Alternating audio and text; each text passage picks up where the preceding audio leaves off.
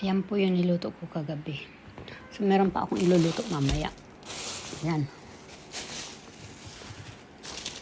Isang ganito. Ang laki niya, no?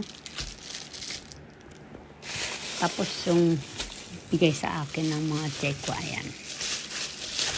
Ayan siya. Napakarami kong pagkain. Ayan. Pag mabait ka pala sa tao, mabait din sa'yo ang tao. Ayan.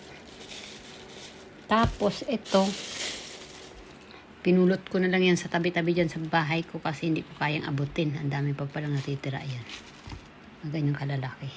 Malalaki yan mga madam. Magulo lang ang bahay ko talaga. Walang tagalinis. Naku, my goodness.